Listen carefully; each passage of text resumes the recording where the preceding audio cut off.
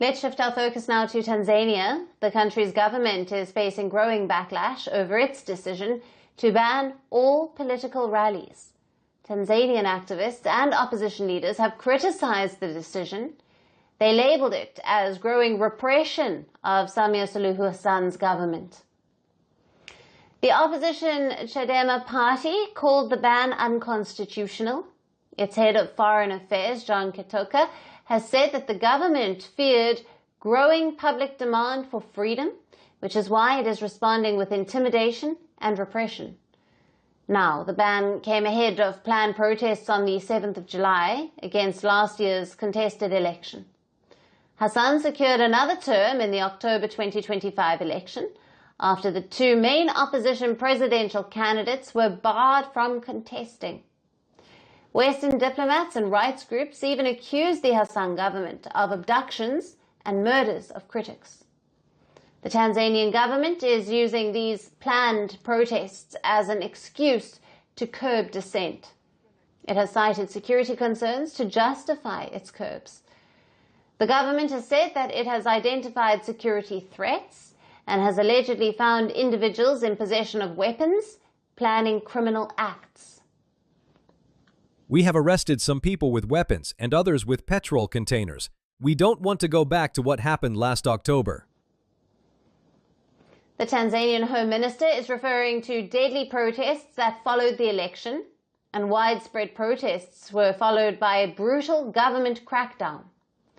According to a government-appointed commission, more than 500 people were killed in the violence. Jumla ya vifo vilivyotokana na ghasia. Total death, which were caused by election violence, were 518, whereby men were 490, which is approximately to 94.6%, and women were 28, equal to 5.4%. Most of the cause of deaths were not normal deaths, meaning unnatural. 558 people are still missing. Some were abducted, and others have abducted themselves. And out of that list, 113 were found. However, opposition claims that security forces killed thousands. As the ACT Wazalendo opposition party, we are not satisfied with Judge Chande's commission report.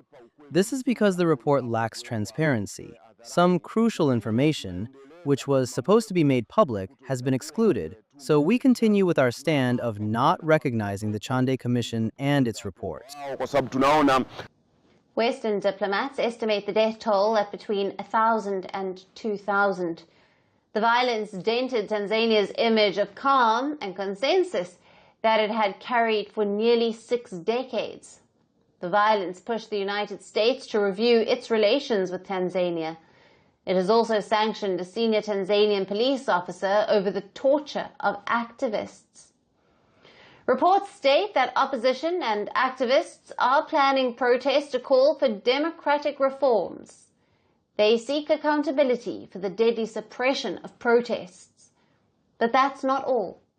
The other reason why the government doesn't want these protests is that they will coincide with the Salaam International Trade Fair.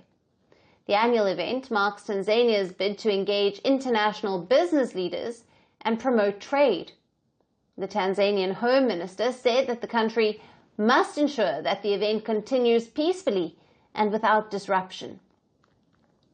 Now, the ban comes 3 years after Hassan lifted the same restrictions imposed by her predecessor, John Magufuli.